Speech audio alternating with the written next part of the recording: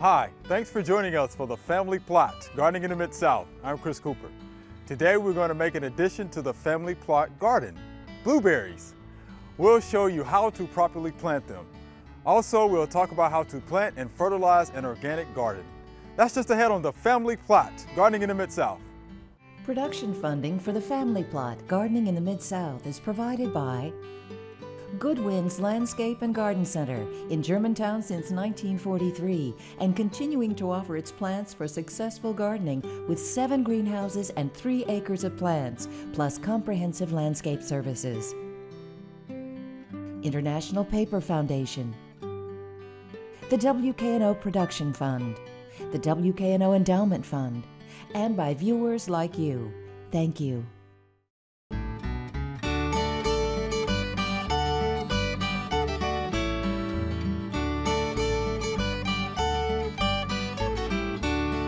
Welcome to the Family Plot. I'm Chris Cooper. Joining me today is Mr. D, and Tanya Ashworth will be joining us later to talk about organic gardening. All right, Mr. D, we are in the Family Plot garden. Blueberries. Blueberries, one of my favorite crops. I like blueberries. They're easy to grow. They grow well in this area, provided you plant the right type. All right, okay. And they have very little insect and disease pressure. Just really, really neat fruit to grow. What's the right type? Right type is a rabbit eye type. Rabbit eye. And unfortunately, if a lot of the stores sell high bush type, which work well in higher elevation areas of Tennessee, like the Smoky Mountains. But you need a rabbit eye type, and you have a list of those varieties at the Extension office. I sure do. What we have here, blueberries require cross-pollination, so you need at least 2 varieties. And we have Tiff Blue and Climax here. They're 2 of the more popular blueberry varieties in the southeast United States. They're proven. They do well. It's what I've got at my house. Okay. And they really do well. Time to plant blueberries is, preferably when they're dormant, but November to March. And so we're barely squeezing in on the late end of the planting season. Okay. I'm gonna plant them in I'm gonna dig a hole, pretty wide hole, not much deeper than, I want to make sure they're not planted any deeper than they're growing in the pot. But I'm going to add sphagnum or Canadian peat moss to the planting hole. For a home garden, it says 2 gallons of Canadian or sphagnum peat moss and mix it in with the soil at the planting hole. Okay. If you're a commercial grower, it's 2 or 3 shovelfuls of peat moss in the planting hole, at the bottom of it, and then plant them. And we're going to do it the commercial way. And when it says 2 or 3, 3.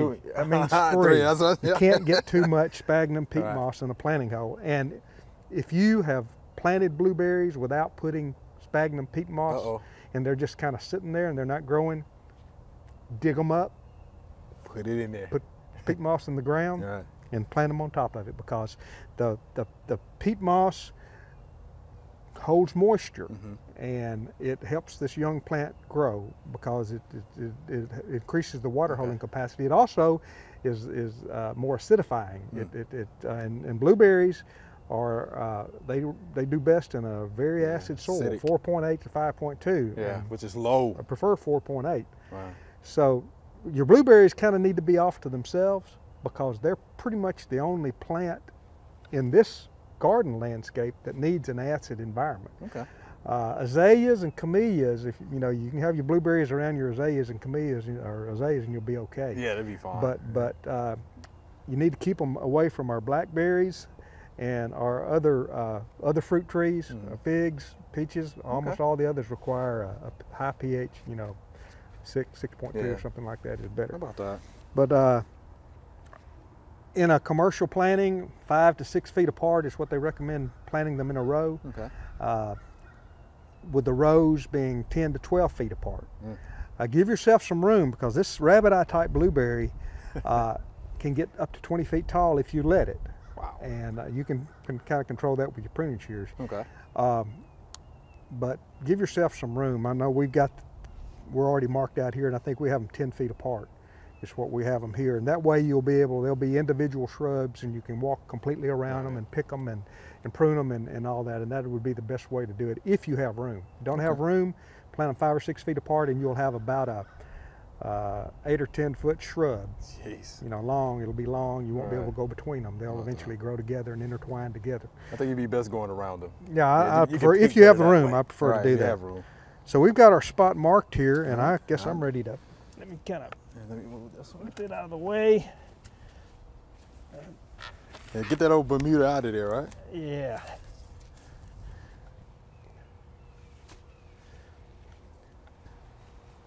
One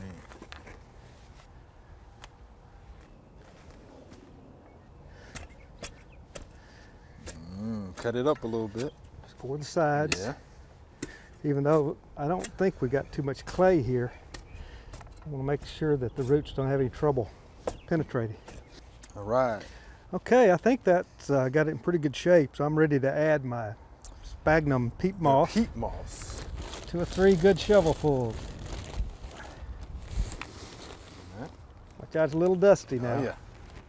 which will help this wet soil we've got. That's 1. All right. 2. 2. There you go. 3. We'll go with this Tiff Blue. Check the roots out. Aha. It doesn't look too root bound. I don't not think too there's bad. any need to do any scoring. Not too bad. I'm just going to plant that just like it is. Okay. Let's see that.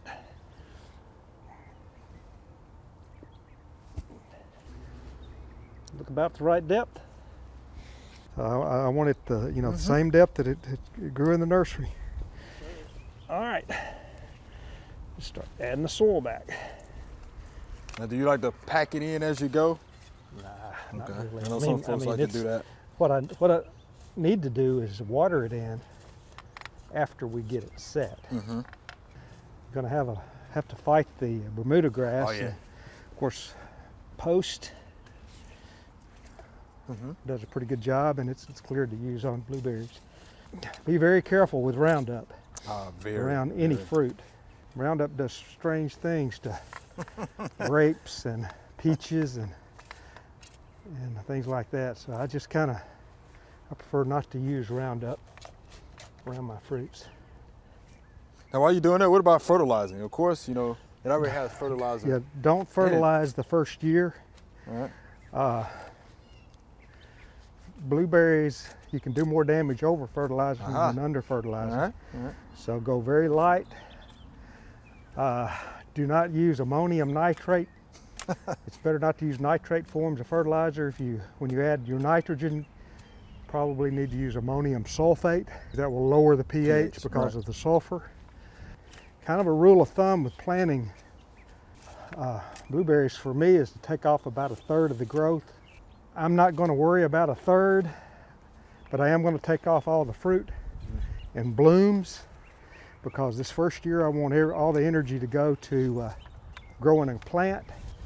This little blueberry has quite a bit of fruit on it, Yes, as you can see. Yes, it does. And it really handicaps the plant if you leave it on here. It will make it grow off a lot slower. All right, time to add a little sulfur. Okay. Like I said, I think we need to drop it 1 whole point from about 5.8 to 6 to 4.8 to 5, and that is 3/10 of a pound of elemental sulfur per 10 by 10 foot area. And so we're going to fertilize about a 10 by 10 foot area. I've got it pre-weighed out here. Okay. I want it to be as uniform. And I'm going to stay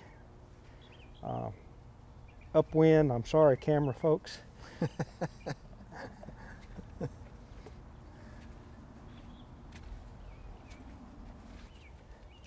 Have a few clumps here, and I'm going to step on the clumps and break them. It takes a pretty good while for this to change the pH, for it to get completely mixed in the soil, but it is water soluble. So we ought to be okay. We've done 2 of the most important things. We've applied sulfur to lower the pH, and we have the sphagnum peat moss in the planting hole. Right. So this blueberry is well on its way to being a success. All right, Mr. B, we appreciate that. Good deal. Can't wait to see what it looks like later. All right. All right. Good deal. Thank you. There are a number of gardening events going on in the next couple of weeks. Here are just a few that might interest you.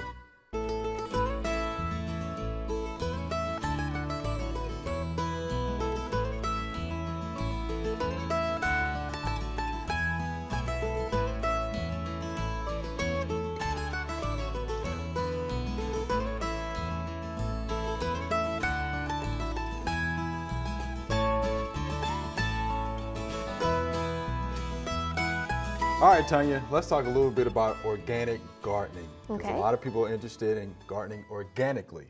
So where do you want to start with that? Well, there can be a lot of confusion when you go to buy your seed. There's a lot of different labels, and sometimes we've heard the terms, but we're not clear on exactly what they mean. You've got your organic seed, you've got heirloom seed, you've got hybrid seed, you've got treated seed. So I thought I'd start with kind of telling you a little bit about each one. Okay, that'll be fine. So organic seed they're produced from mother plants that were grown under organic conditions. Okay. That means the plant the seeds came from were grown without using synthetic fungicides or insecticides or anything like that. Okay. And then you've got your heirloom seeds. Now, an heirloom seed simply comes from a plant that's been open pollinated or self-pollinated. Like, for instance, tomato plants, they're self-pollinated. They pollinate themselves. So an heirloom seed just simply means if you grow that heirloom plant, you can save those seeds and plant them next year, and you'll get the same type of plant that you started with. However, just because it's heirloom does not mean it's organic. Right. Some people think an heirloom seed is an organic seed, but not necessarily. Okay. Because you can still grow an heirloom plant using synthetic fertilizers, fungicides, insecticides. Okay. And then you've got your treated and untreated seeds. Now, a treated seed has been coated with either a fungicide or an insecticide or both. And that prevents things like damping off or fungal diseases. Sometimes if you plant your seed and it's a little too moist or the soil temperature is not warm enough, you'll get fungal problems and they'll die. So treated seeds have usually a fungicide to keep them growing for you till they get established. But that is not considered organic. So, and then you have your hybrid seeds. Now, a hybrid seed is simply from a parent plant that was crossed with a similar variety to produce superior fruit, or a trait that we wanted, like bigger fruit or disease resistance or something like that. Okay. So they can still be organic though. Just because something is hybrid does not mean that it's not organic. You can grow a hybrid plant under organic conditions. And as far as a GMO in your vegetable garden, you don't have to worry about that. A hybrid seed is not the same thing as a GMO, and they are not readily available for sale to the average homeowner. Right. So we're just strictly talking about what do all the terms on the label mean. Okay. Now, and keep in mind, unless you are growing your produce for sale at a grocery store or a farmer's market, how you define organic is totally up to you. So even if you wanted to grow a hybrid tomato plant and then grow it under organic conditions in your garden, you can't sell that as an organic vegetable. Right. But you're totally, I mean, you can do it. It's whatever you feel comfortable with, whatever level you feel comfortable with. Okay. Good descriptions on those, okay? So what about using the transplants from the store? Because of course now everybody's, going to your local big box stores to get all these transplants. So how do you go about doing that? Well, you can get transplants from your local store, and I think now there may even be some in trade available that were grown organically. Okay. We're starting to see a little bit more of that type of thing because there is so much interest in growing organically. But once again, how organic you want to be is up to you. What you want to make sure of if you're going to grow organically is that you don't introduce weeds or insects or diseases into your home garden. So if you're going to buy a transplant from the store, look in the little peat pot and make sure you get out all of any kind of little weeds that might be growing in there. Look on the underside of the leaves and in the leaf axils where the leaves connect to the stem and make sure there's no insects hiding in there. Look for leaf spots that can be a sign of disease. And then you may, if it's possible. Some of them are in those little peat pots now and hard to take out, but if you can look to see if it's got good, white, healthy roots, That's right. that would be good too. That'll give you a head start on your organic garden. Right, yeah, I usually tell folks, yeah, do slide plants out of pots if you can. Okay, and if you get in any trouble, then you can just tell them Tanya said you can do so. Yeah. And you just be fine. And you'll be just fine. All right, so what about soil prep, okay? 'Cause Well, that's where it's gonna all start, right? It's gonna yes. start with the soil. So how do we go about prepping the soil for organic gardens? Well, just like any other garden, you want to do a soil test. Sure, And sure you do. University of Tennessee Extension can help you with that. You can go to Chris's office and get a soil right. test kit, and they'll explain to you exactly how to do it there at the office before you leave. It's pretty inexpensive, and in a couple of weeks, you'll get a report that tells you how many pounds of nitrogen that you'll need per, I think it's 100 square feet or something like that. It is. So then you get to choose a source of nitrogen and other nutrients for your garden. Any kind of an organic fertilizer is fine. You can use compost that you've made or purchased. You can use, there's a variety of different things you can use. Bone meal, grass clippings, leaves. You can use pine needles, sawdust. You can use all sorts of different organic materials, and you can either buy some of these things pre-packaged at the store or make your own. And the only thing about making your own is sometimes there's a little uncertainty about how much nitrogen am I actually putting on my soil. Whereas if you buy a bag, it'll have the numbers on the bag. Like, for instance, if you buy a bag of bone meal, it might say 611-0. And those three numbers on the bag refer to nitrogen, phosphate, and potash, N, P, and K. So the first number tells you what percentage of nitrogen is in that bag. Okay. So let's say the first number is a 3. That means that in 100 pounds, you've got 3 pounds of nitrogen. So if your soil test result says that you need 3 pounds of nitrogen per 100 square feet, then you put on 100 pounds, and then you know you've got 3 pounds of nitrogen in there. Right. There's a really good publication that I found online from Utah State, and you can just Google selecting and using organic fertilizers. Okay. And it's from Utah State Extension, so we know that it's research-based. And they have the average N, P, and K amounts for a whole bunch of organic materials. It even has leaves, it has manures, it's got compost, and they'll give you on average, for instance, compost, they say, has between 1 and 3% nitrogen, 1 and 2% P, and 1 and 2% of K. And it tells you how available it is, if it's moderate, slow, or rapid. Wow, how about that? And then it'll also have a note if you need to look out for things like weed seed. Okay. So that's a really good resource that I found online that's research-based. Okay. And we actually have that link on our website. Great. Right, because Good. it is good information, and we've used it before. Good. So it's good stuff. All right, so how do we get our plants off on the right foot? So what are some other tips that we can do Okay, we to already ensure that we get those plants off on the right start? Yeah, we already talked about don't introduce your pests. Right. And you know what I would do if I were growing organically, especially if you're new to it? Plant extras. Ah, plant extras. Yes. Mr. D likes that one. Yes. Plant extras. Because sometimes the organic methods that we use, some of our insects are harder to control. Some of Yes, they our are. fungal problems are harder Yes. to control, and expect some losses. Expect the bugs to eat some of it. So I would say plant enough so that if you do lose a couple plants here and there, you still have something out there for yourself. Right, because we think they're tasty, so do the bugs. Yes, that's they think right. they're tasty too. That's right.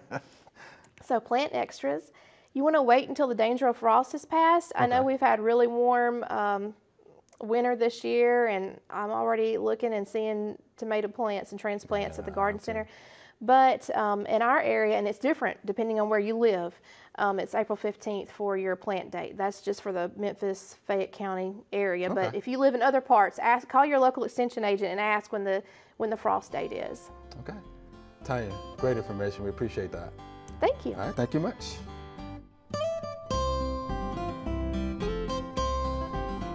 Stop volcano mulching. This is entirely too much mulch around this tree. What usually happens is when you have mulch like this piled up against the tree, it keeps the bark wet. When that bark stays wet, it starts to decay. Once it starts to decay, then guess what? You have fungal problems, bacterial problems, and possible pest problems. So what you should do is start taking the mulch away from the tree You want to expose these root flares.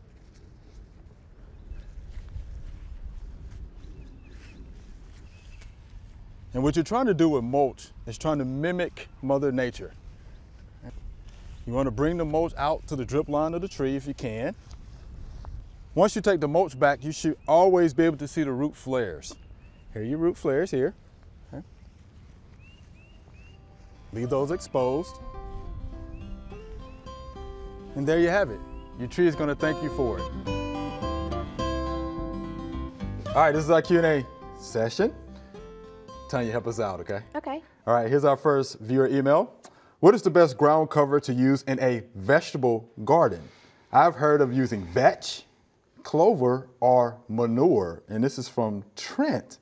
So Tanya, vetch, clover, or manure, what's the best ground cover you think for a vegetable garden? Okay, well, I wouldn't use manure unless it's thoroughly composted. Right. First off, you don't want to put fresh manure out in your vegetable garden. It's a general rule. So then if you want to use what we call a green manure or a cover crop, which is I think what the real question is. Probably.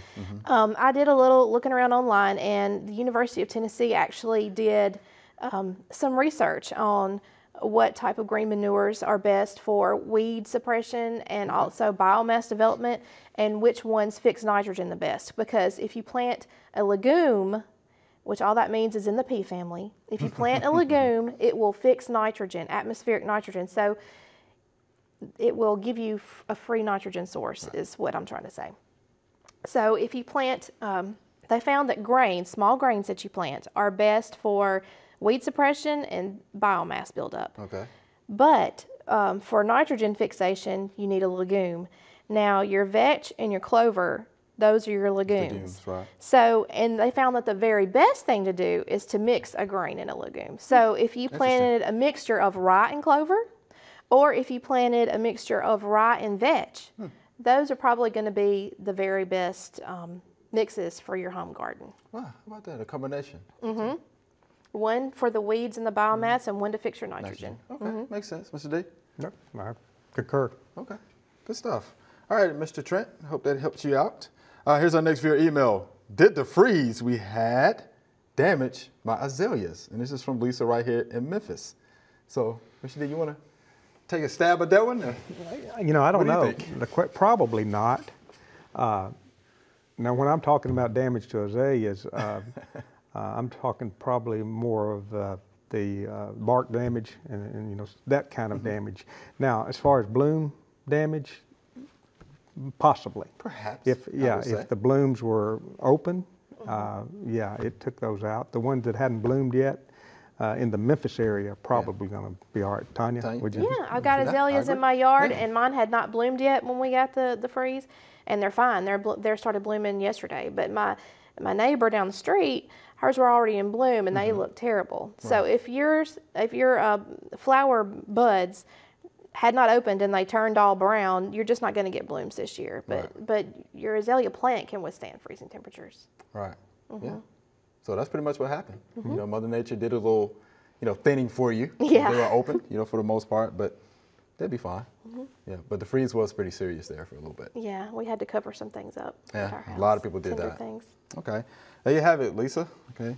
Don't worry too much about that. You might be just fine. So here's our next viewer email. When purchasing Bermuda seed, should I get the hold or unhold? Okay, what do y'all think about that one? I would say if you're going to plant unhulled seed, that's a good thing to do in the fall. Yes. Because Mother Nature, that's what the plant does. It drops an unhulled seed on the ground, and Mother Nature will scarify that seed over the winter, and it'll come up in the springtime. But if you want the seed to come up in the springtime, I would get whole seed. Get the whole seeds. Get the whole seed because they've already been, the hole's been removed. So that basically we've artificially scarified the seed, and you'll get a better germination if you go with the whole seed in the springtime. Right. Right. Because again, it's going to take up the water, pretty rapidly, and it's going to germinate pretty quickly, and you'd be just fine with that. But yeah, the unhold, you can do that in the fall. You need good conditions, of course, for it to germinate. Once it does, you'll be fine. Yeah. And most of the seeds that you see now in the big box stores, for the most part, especially Bermuda seeds, are whole. Because we don't recommend planting Bermuda in the fall. There you go. We recommend planting Bermuda. You're going to plant them in the summer. Mid-May. Right. You're going to plant them in the summer between May and July, for the most part, and they'll be just fine. Well, all right. So there you have it. Mr. D, Tanya, It's been fun. Thank you. Thank you. All right. Remember, we love to hear from you. Send us an email or letter. The email address is familyplot@wkno.org, and the mailing address is Family Plot, 7151 Cherry Farms Road, Cordova, Tennessee 38016. Or you can go online to familyplotgarden.com. That's all we have time for today. To get more information about planting blueberries or organic gardening, go to familyplotgarden.com. While you're there, take a look at the gardening calendar. This month, there are dozens of gardening classes, demonstrations, and activities all around the state. Thanks for watching. I'm Chris Cooper. Be sure to join us next week for the Family Plot, Gardening in the Mid-South. Be safe.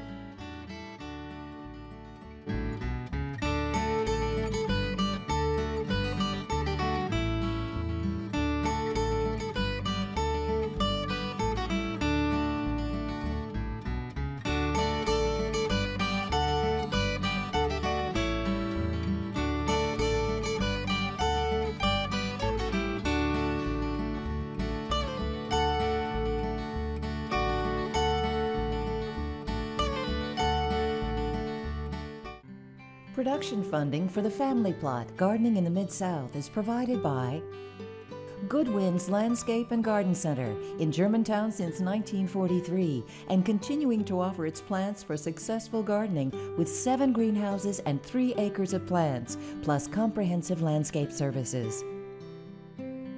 International Paper Foundation, the WKNO Production Fund, the WKNO Endowment Fund, and by viewers like you. Thank you.